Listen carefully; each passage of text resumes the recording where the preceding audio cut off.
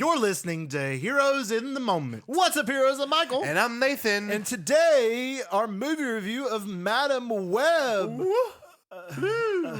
Actually, forget Madam Web. We instead have replaced it with a movie review for Dune Part 2. Dune Part 2. You're going to tell me that we would go and pay money to watch Madam Web instead of going and watching Dune Part 2. You know, and it's funny, too, Y'all gotta be because tripping. we get movies for free. And we even go see Madam Web. Yeah, these companies like Sony, they pay us. They do. But we went to a bigger theater, bigger setting to watch Dune Part 2, and we were like, we had to review this. We have it's to, man. right in our genre. Dune is here. We It's had massive, dude. And what a movie it was. Absolutely incredible. Yeah, you ever just you walk out of a movie, man, and you just, flooded with feelings, and then you slowly come down and you realize how depressing your life is, that you don't live on Arrakis Exactly. and live with the Fremen. Exactly. You know? Actually, I never thought that once. But, but even though I love the movie and being immersed in it, I did think to myself, oh, how much I would love to be, Asa Bahib or whatever you call him. Is it Lisan? Lisa Abahib or whatever. As it is written. We'll get to that in a minute. As it is written. But yeah, I mean, what an incredible movie. I can't think of another movie. It's been a while since I've walked out of the theater feeling that's good after watching out of the movie and watching Oppenheimer? Oppenheimer was the last time. I think so too. But I think I felt even more so. And I feel like at home, the last time I felt that was watching The Holdovers. I had a pretty good of that was really good experience. But not the movie theater. It was definitely Dune Part 2. Yeah. But it was incredible. What else can we say? An incredible movie, incredible performances, and just such a good time. We have to go again. I wish we went again. I know we got to for sure, because it's the month of March. I got to get my free popcorn. Yeah. So we'll see how that goes with get your that. popcorn bucket. I got to get my free. Dude, should we actually get one? Dude, we could extra put it butter, here. no popcorn. I'm going to watch Madam Web. Yeah. You seen all those memes? Yes, yeah. Oh, that's good. And a ticket to Madam Web, please. Okay, Oh, this is a PG podcast. Yeah. All right, so let's get into our characters. First off, same as usual, typical movie review here. We've got characters, pros and cons, the end credit scene that surprised us all, and the end rating that we'll talk about in just a few minutes. So, our characters. So, we have to talk about the one, the only, Paul Atreides, Lisa Malahib, Timothy Chalamet. Man, he kills it in this one. Fantastic. I think certainly better in this role than the first one. I think this is Timothy Chalamet's best performance. Ever. I really do. And I've only ever seen him in Wonka, so... I mean... I will say, I don't think it's my favorite. I think his best, maybe it's my favorite. I think it's called... the beautiful boy, something like that, with Steve Carell. Yeah, that movie is really good. cool. Little Women And Little Women. I haven't seen that. My wife loves that one. But yeah, he kills it in this one. I think there's definitely a greater range of emotions that he shows in this movie. In the beginning, he starts as he's denying this destiny that's being thrust upon him. Absolutely. And the end, after he drinks the worm piss, he becomes crazy. Yeah. He doesn't become crazy. Not crazy, but becomes... he starts getting there. He gets evil almost. So he definitely, he shows more of his acting chops, more so than we saw in the first one. But at the same time, when you watch the movie, you're never like, all right, he's in contention for an Oscar. He's not. For this. He's not. But he does a great job holding down this role. Exactly. And I've seen the comparison. A lot of people have been saying that Paul Atreides, the character, puts himself as a science fiction character up there with the likes of characters, timeless characters, I should say, such as like Darth Vader and stuff of that nature, and some other timeless characters that go in that kind of same sci-fi fantasy realm. I've seen people say, and I mean, I could see where they see that. I feel like Paul Atreides definitely, especially with Dune Messiah being next, I could see him definitely be asserted in that role. I think this movie also made it clear that, yes, Paul Atreides is the protagonist of Dune, but he's not the good guy. Yeah. As so many people have said. Yeah. He's not the good guy. He's the main character, but not the good guy. Yeah, he's not saying that he's the good guy. In Dune. Now, I think he was up until he drank the from the water of life of the worms. Yeah, started going crazy. And then he started getting that, kind of the Messiah idea going to his mind a little bit, to where he thinks himself to be the Messiah, when I think the Messiah has more so not even been revealed yet either, after witnessing this movie. And Shawnee saw that. Yeah. And good for her. And from what I understand, the tale of Dune is a cautionary tale. It is, according to my knowledge. When Frank Herbert wrote the movie, wrote the book in the early '60s. It was kind of a warning against blindly following and worshiping these hero-like figures, right? Because at the end of the day, they're human too. Yep. And obviously, we'll see how that progresses. Dune Messiah hasn't been announced. We know it's going to be announced. We know it's going to come. We'll have that trilogy when it's a banger of where's it rank all time in terms of trilogies, in terms of sci-fi movies. And I will say, this may be a hot take, but I don't really think it is. I think it'll be this generation's Lord of the Rings and Star Wars original trilogy. I think Star Wars is a lot better comparison for the sci-fi stuff. Yeah, I think as a whole, it will be like the next big trilogy. Yeah. And not to say it's better than Lord of the Rings or better than the original Star Wars trilogy. It'll have that same impact. Same impact. That's what I'm trying to say. And that honestly, that same quality too. Yeah, absolutely. Objectively, these films are amazing. Obviously, a lot of people think Dune Part 1 is boring, it's slow, and I agree that was my same first experience as well. But upon rewatch, it is much better. It is establishing that story. Yeah. And Dune Part 2 just is definitely... I don't think there's anybody who can say that Dune Part 1's better. Yeah. Because Dune Part 2 is objectively better. I have a hard time. And now that I'm thinking about it, I think we'd enjoy the first one so much more, knowing what we know now. Knowing what we've done with Dune Part 2. I agree.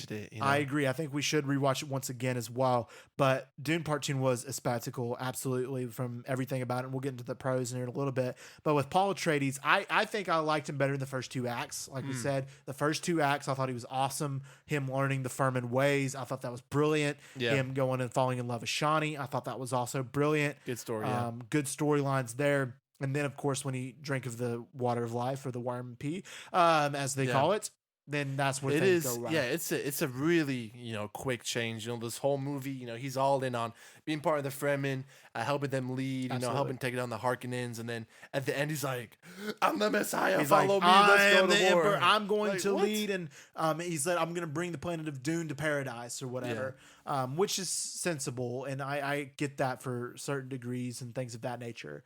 And he did attempt to do it. He did succeed in ending the House of Harkonnen, so that was crazy. And that was crazy, but there's just a lot to go. And I think it is a unique take on a character, a protagonist of this capacity, to come in and, progressively you see him as he was good and then progressively turn to bad.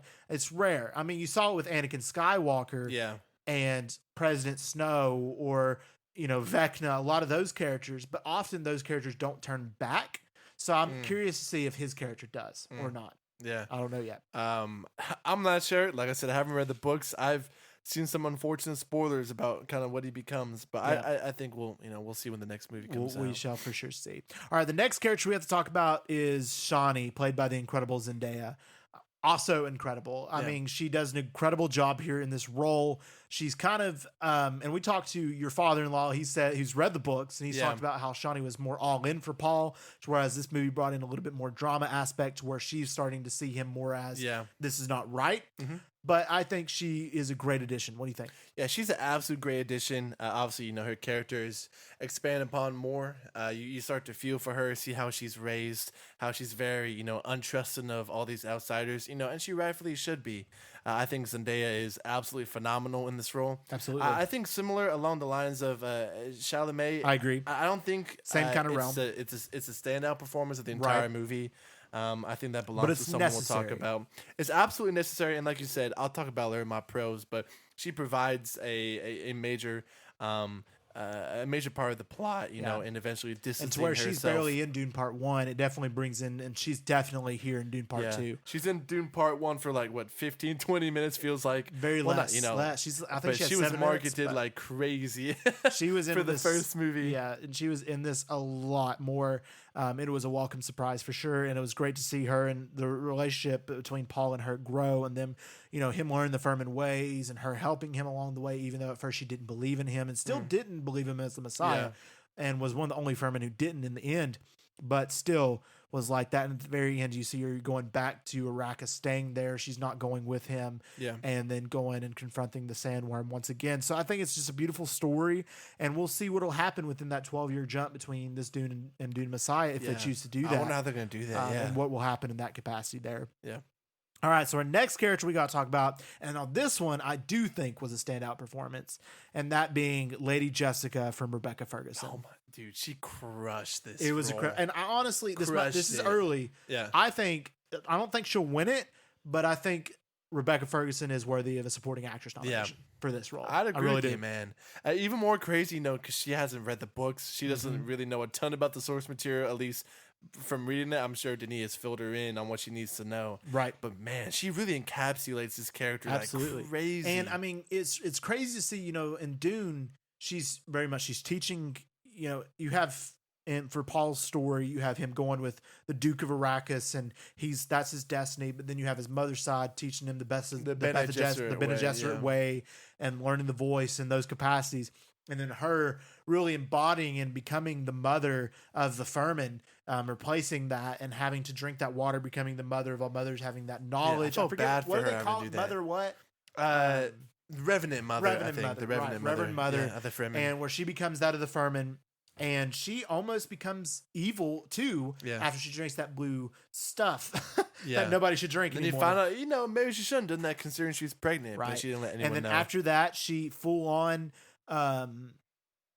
pushes that Paul is the Messiah. Yes, you must follow him. He is the one. He is this. He's that. Whereas Paul at first, he's like, no, this is not what I want. I don't want to go south. I want to stay north. Yeah, because I've seen what's going to happen. Exactly, and he has that ability. And he hasn't been wrong yet. And he hasn't been wrong. And he wasn't wrong. Yeah.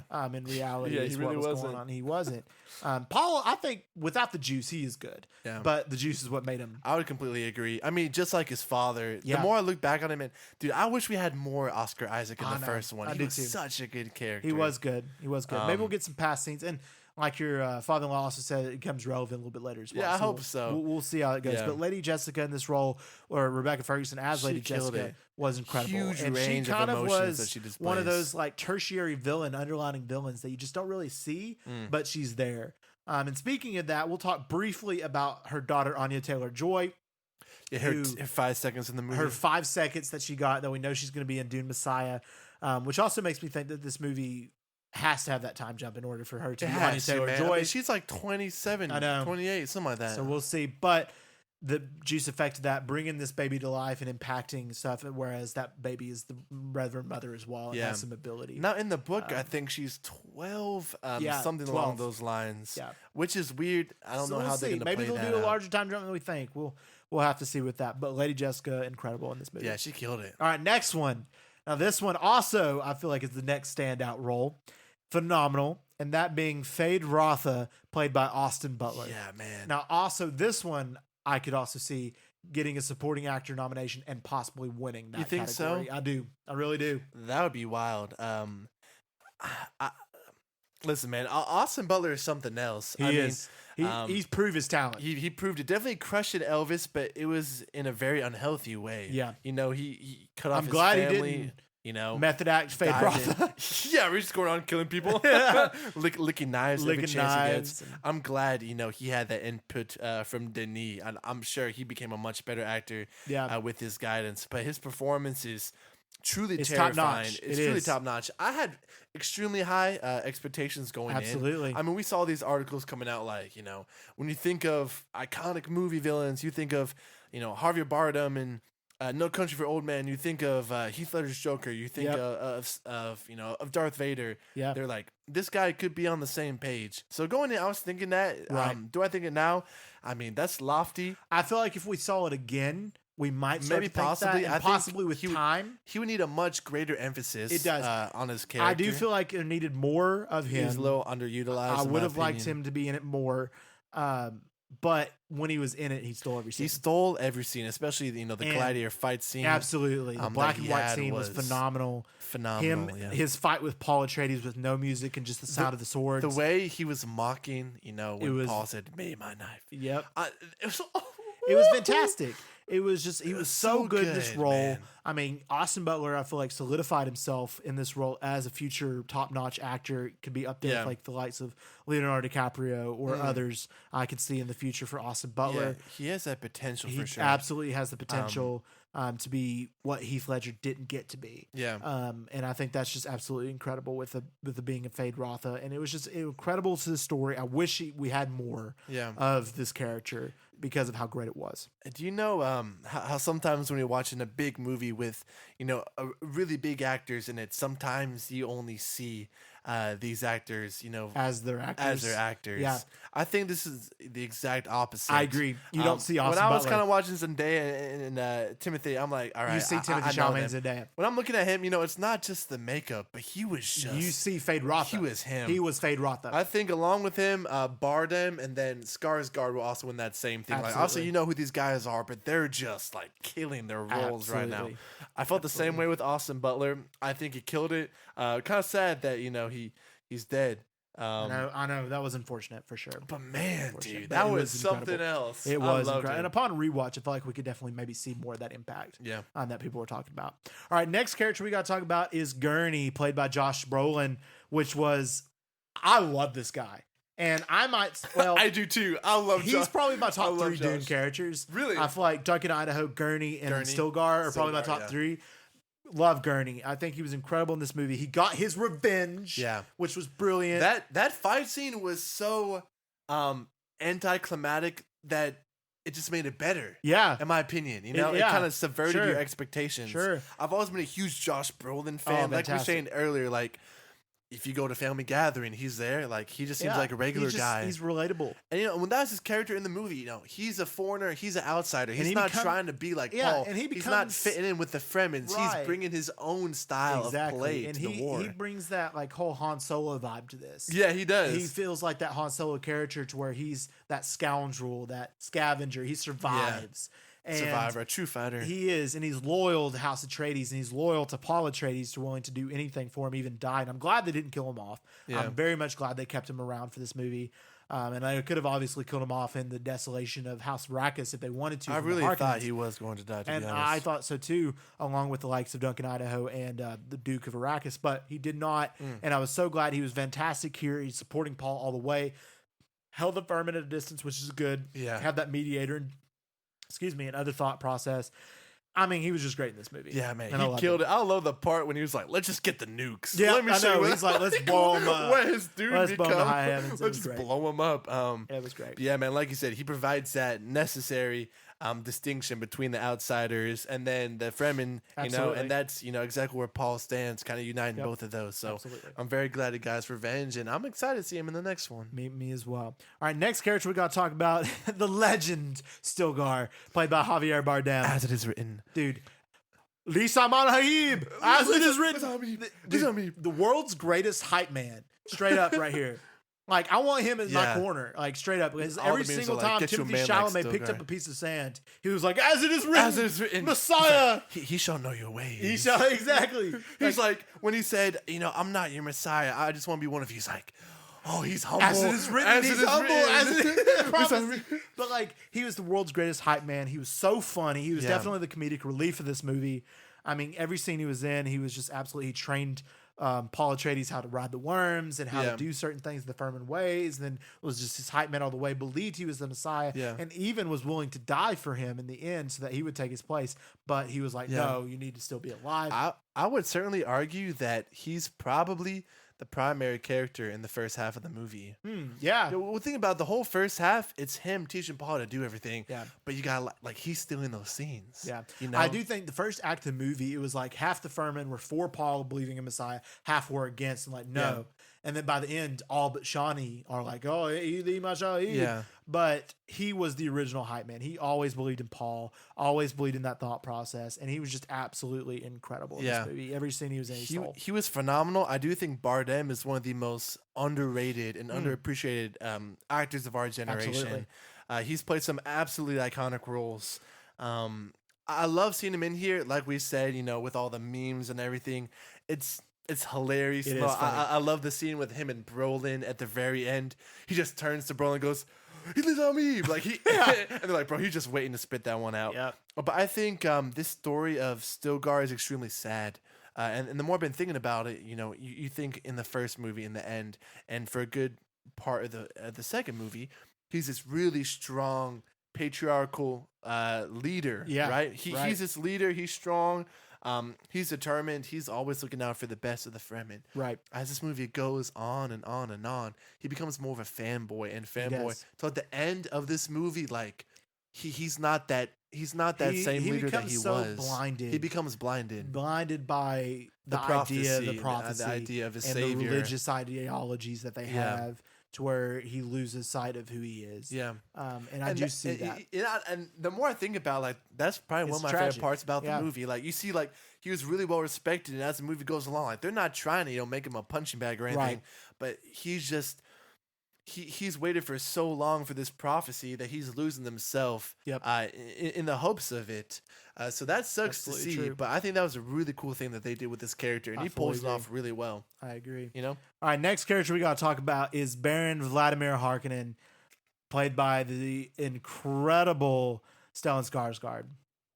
This performance is phenomenal. It is phenomenal, and I could see this getting a supporting actor. I was about to say that too, man. Between this and Austin Butler, they're both very unique and intimidating and terrifying in their own ways. Absolutely. He was just as terrifying in the first one too, because in the first one, like, you're like, is this honestly an emperor? The is this first the main bad one? guy? The first one, I was like super intimidated by him just because of how he was. But this one, the fact that they established him more as like he's that villainous, evil character. Yeah. He's lazy, he's gluttonous, and he's all of these things. And he's just a horrible, horrible person. Yeah. And of course, he was the villain of Dune Part 1, and then he's the ultimate villain of the first Dune. But it's just really cool to see his character and how it came to be, and how Paul finally, ends that character and gets his revenge, and the reveal that he's actually Paul's grandfather as well. That's crazy. Was super, also really impactful. So how does that relationship work?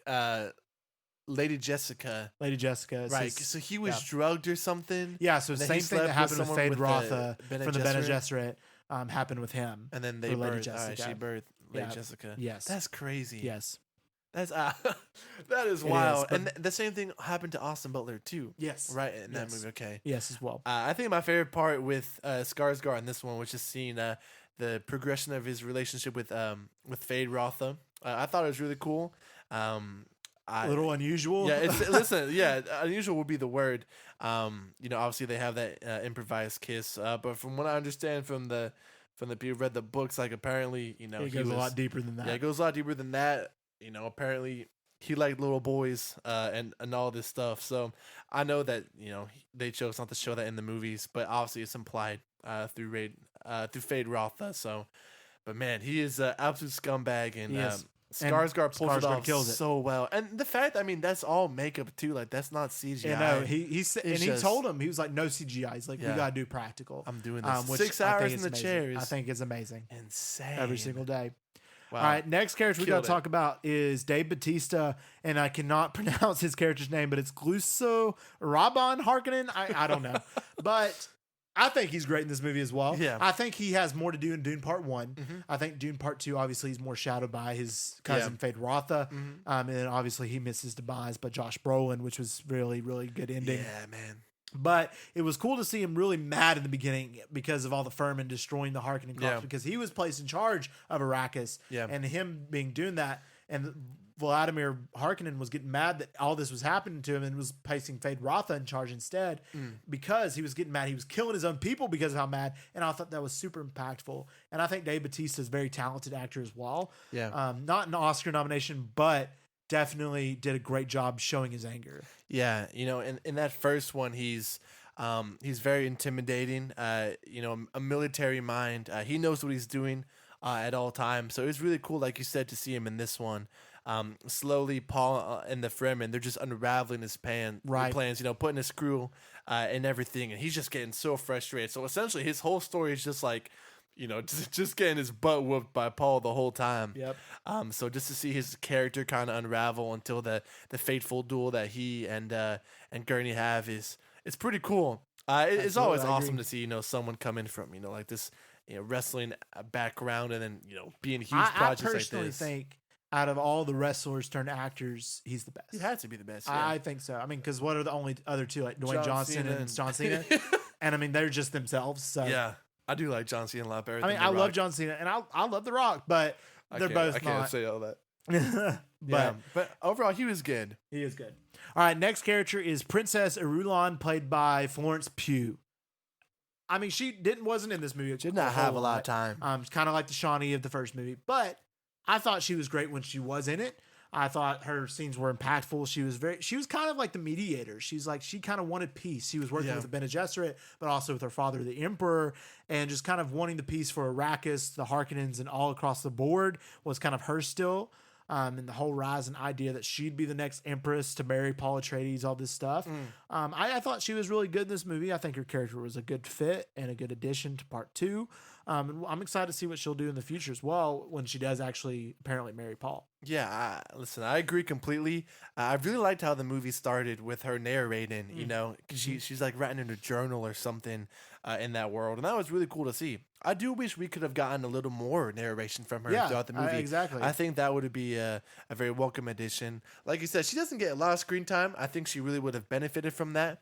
Definitely am excited to see her in the third one. And, you know, I know that, you know, Paul is obviously always going to love Shawnee, but I mean, good job, Florence Pugh, man. Absolutely. I loved it. And the next character, played by Christopher Walken, the Emperor.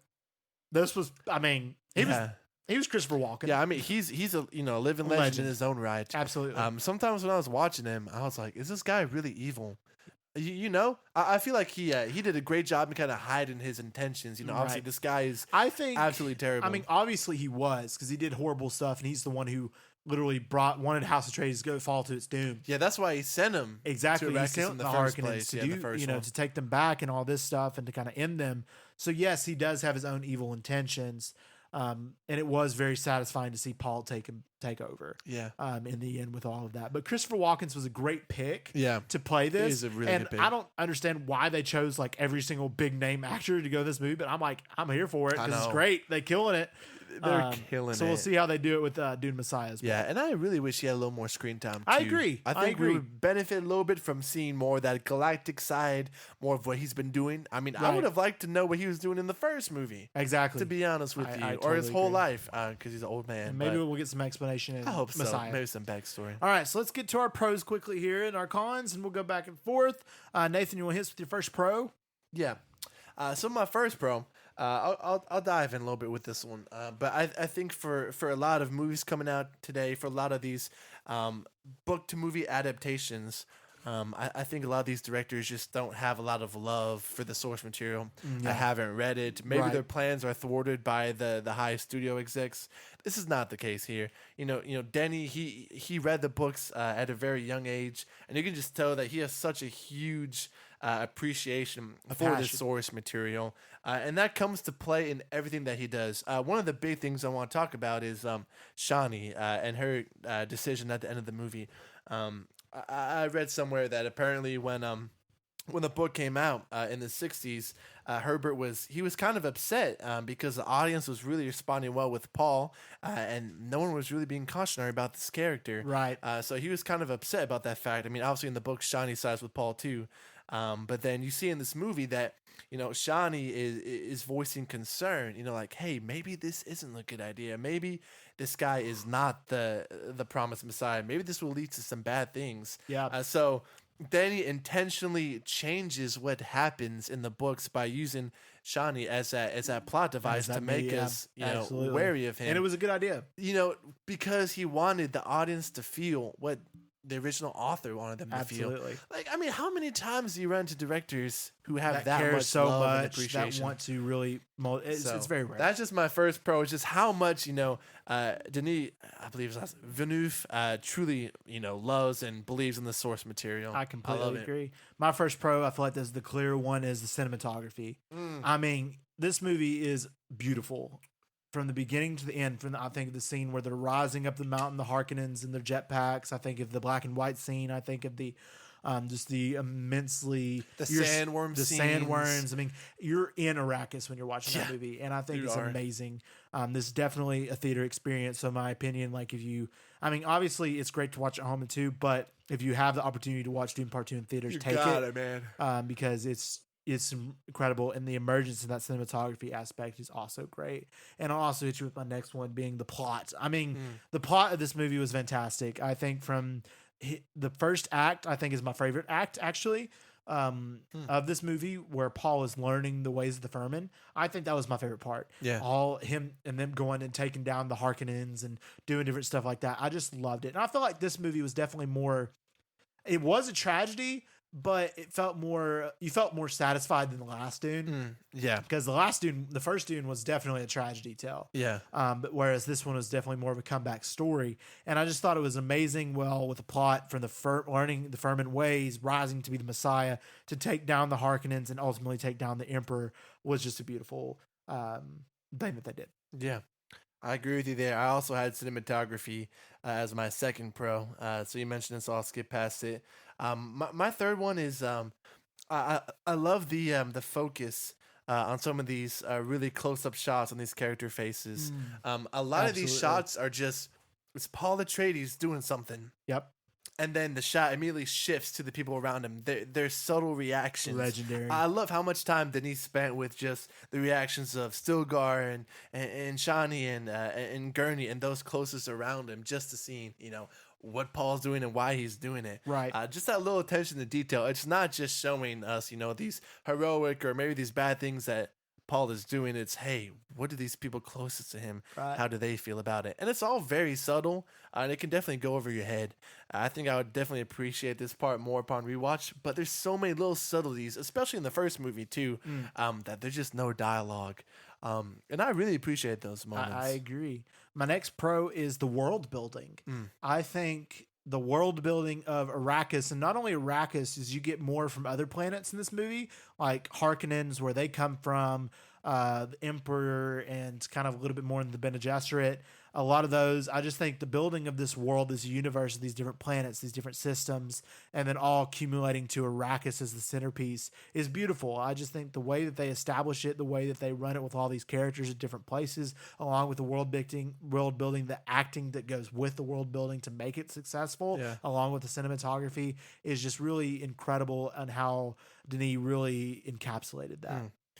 I agree completely, man. For my next pro, I'm going with the pacing of this movie. Yeah. I do think a slight knock upon the first one was that, the majority of the action, the big stuff happens in the first hour and a half.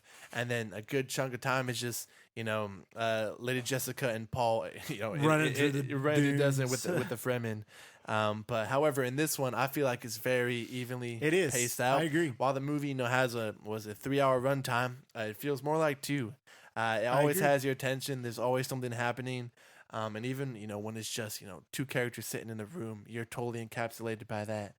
So I thought the pacing was much better in this film. I completely agree. And also with the pacing, the action that accumulated with that, the action was beautiful. The action was needed.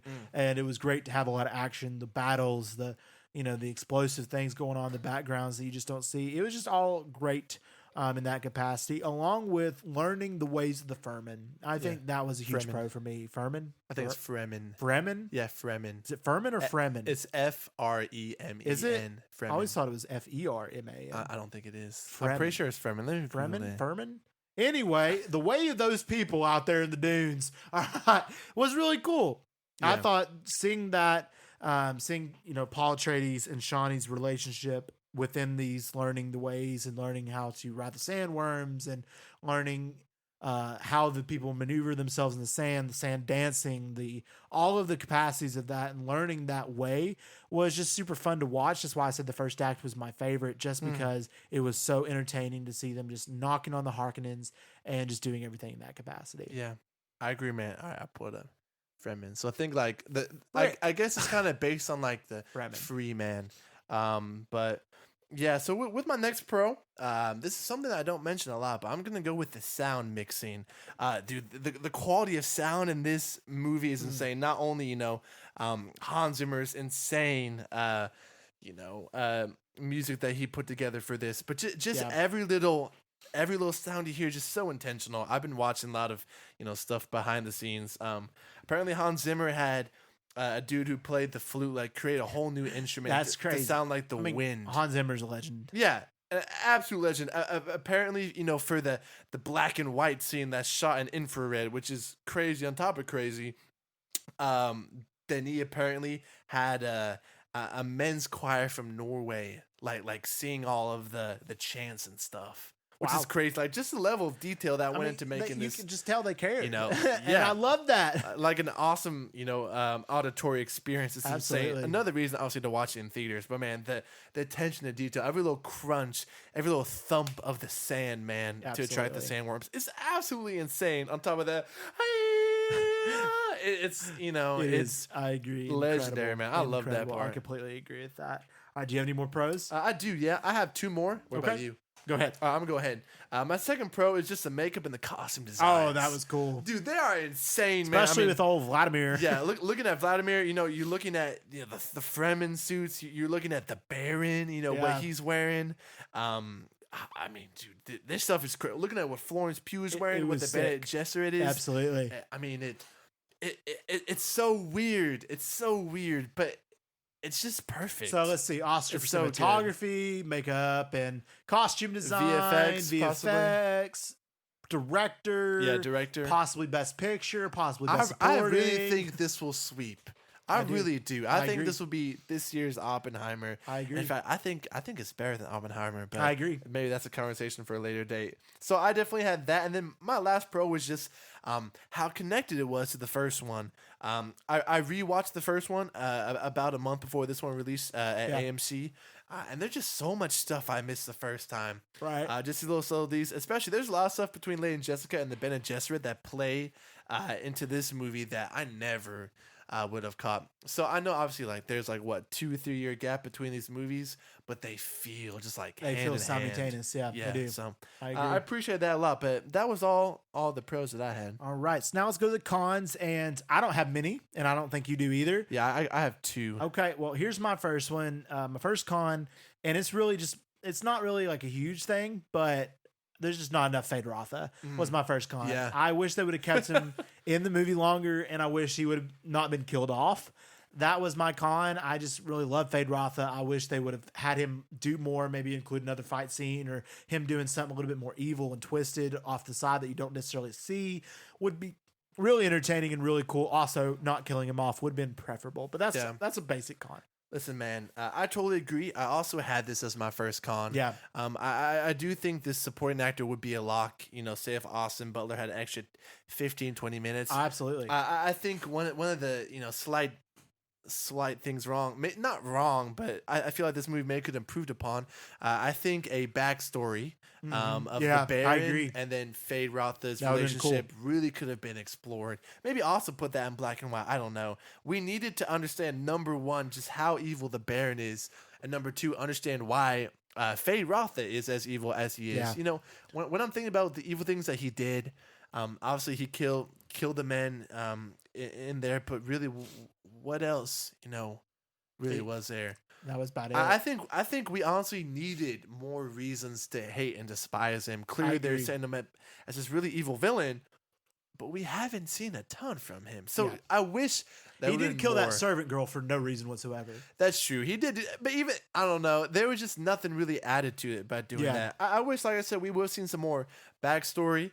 Seeing how he kind of got there, what trials he went through. Right. But like I said, I just wish he had a little more time. Sure. I agree. Yeah. All right, my next thing, and this is also another one that's not really a big of a deal, but I thought was interested is, the first movie was super slow and the pacing was a little bit off, but this movie, it almost was like it was 2:45, but it went so fast. Was it 2:45? It was 2 hours and 45 minutes, and it went so fast. I was like, there was so many parts of this movie I was like, there was a time jump, but I didn't realize how long of a time jump. And I just would have liked to have seen it a little bit slowed down in certain ways, or at least tell us, this much time has passed, or this has passed. That way we can really see and understand and relate to these characters. Okay, he's been with the Fremen for 9 months, not a week, or whatever, and kind of see that and to make it kind of go more simultaneously. But it's a really small thing. Yeah. It's nothing super huge. I definitely do agree. Like you said, there's no distinction there. There's nothing in the dialogue that tells you how long a little bit of been. distinction. Yeah. That way we can kind of break it up a little bit. Yeah. I mean, like Denis does, like when he switched into different planets, he'll flash the planet's name. Maybe if he said like 6 months later, that might have been because we have no idea how long Paul's with the Fremen for. No, we don't know. Learning their ways. Also, if we read the books, it might be a different case. Maybe Denis is banking on that for the audience, and maybe he's just like, "Why haven't you read the book?" And that's his answer. Dude, I'm sorry. I want to read the trilogy. Too. I read the first chapter the other day. Really? So I would like to finish it. So. No way. Yeah, my wife has it at home, so I need to go get it. Absolutely. My second and last con is I do wish in this movie that we got a little more of the Emperor and then the galactic like political side. Sure. But I think that's what Dune Messiah is all about. I know that's what I heard. From what I understand, in the books, it's accurate too that it all takes place on Arrakis. Yep. But throughout the whole movie, I couldn't help but ask myself like, dude, why can't we see more of the Emperor? Like, where was he in the first one? Right. What does he normally do? What are his intentions? And how has he kept everything in place for such a long time? This point. So I do wish we would have got time more of him. Basically, my only two things are I wish we got more of the villains. I know. But exactly. I understand we'll probably get that more in the next one. Absolutely. But that's all I had. All right, my next and final con is this again very small. The second act, or the end of the second act and beginning of third act, that whole portion there kind of dragged a little bit.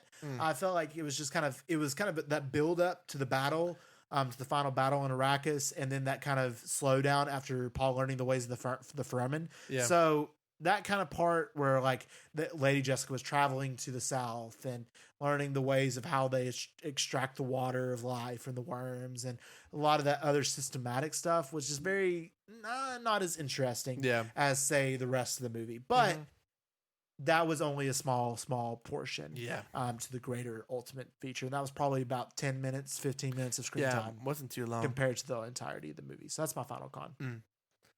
All right. So Tao, rating it out of 10. 1 out of 10. 1 out of 10. You want to go first or me? It don't matter. Whoever you want to or want me to. I'll go. All right, go for it.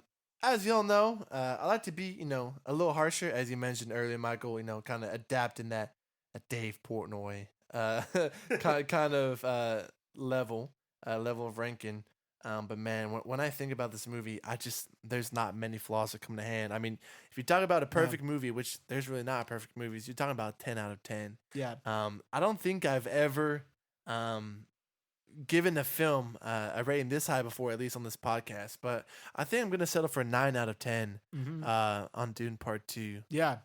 I mean, like I said, the best movies of all time, I'd probably give a 9.5, maybe 9.8, something like that. But absolutely, I think 9 is absolutely insane, and it's definitely one of the top movies I've ever seen. Absolutely, I completely agree.